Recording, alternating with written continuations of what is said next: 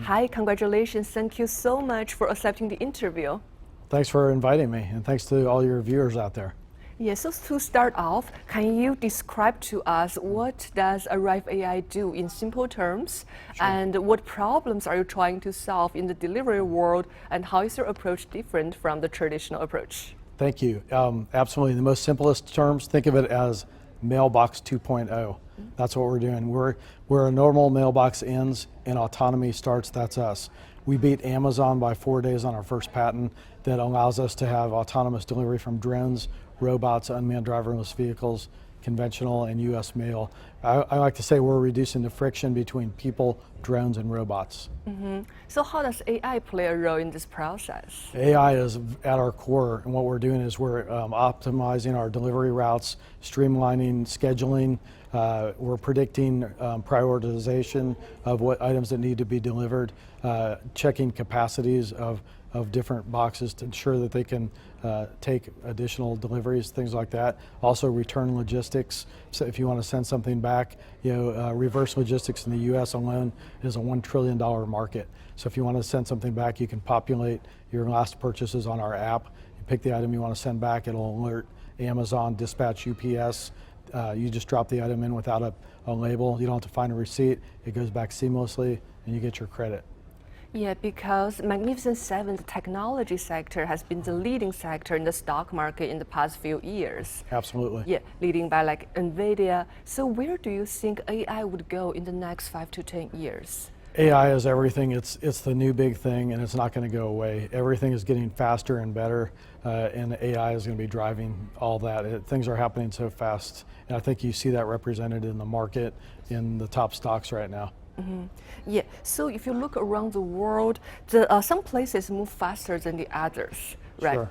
Yeah, so how do you see the US comparing to other countries in delivery technology? There's a lot of restrictions here in the US on delivery technology infrastructure. Can you give some examples? Specifically when you're thinking about robots, drones, things that are under the DOT or the FAA auspices, you can go to other parts of the world that are less restrictive, but the US is catching up quickly, and the whole world is set to do this whole new autonomous delivery paradigm.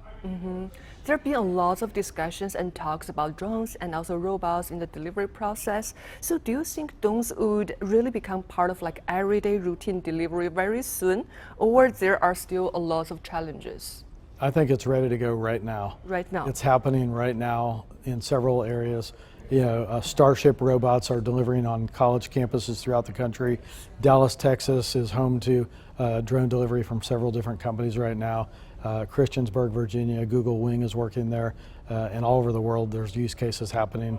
We just announced a deal with Sky Air, one of the largest drone delivery companies in the world, in India right now. So it's all happening.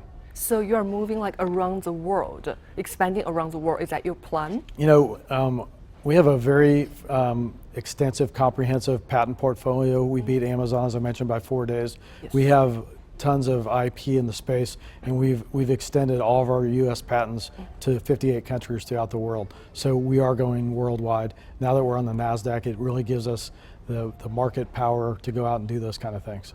Yes, what brings you to NASDAQ? Why do you decide to go public at this specific time? To me, the promise of any investment is liquidity. And we have 5,000 pre-public investors that all invested in this company. And you can invest in a company, it could be worth $2 billion, but if you can never monetize that, it's not worth anything. So my first thing was promise to our investors. The second was we need access to the public capital markets to really execute on our IP, and that's what we're doing. So everyone right now wants things to move faster, sometimes within hours. People expect their Amazon deliveries to be delivered within hours, like 1 day prime, right? Right. So how do you think companies can keep up with this demand without bringing hurt to the environment? So we're talking about ESG standards. How do you think your company could help? You know what? We're at the center of the delivery universe. We are that little piece of real estate that's the center of every home and business throughout the world. Every delivery will start or end at an Arrive point. And I always say better, faster, fresher, cheaper, greener, safer. Those are all elements that we're delivering through our autonomous mailbox. So what are your competitive advantages comparing to other AI robot companies in this specific industry delivery world? Well, I always say we're not the drone, we're not the robot. We are that little universal access point that every delivery will touch. And we're platform agnostic, we're universal, we're welcoming to all shippers and deliverers. The thing about it is you're not going to have 3 boxes in front of a home or business. Amazon, Google, US Mail. You're going to have one, and it has to work with everybody. We have all the patents around that, and that's us. So let's go back a little bit to your background. What has inspired you to start Arrive AI? You know, I've always been an entrepreneur. I've always aspired to take a company public my whole life. This is the culmination of a dream of my lifetime.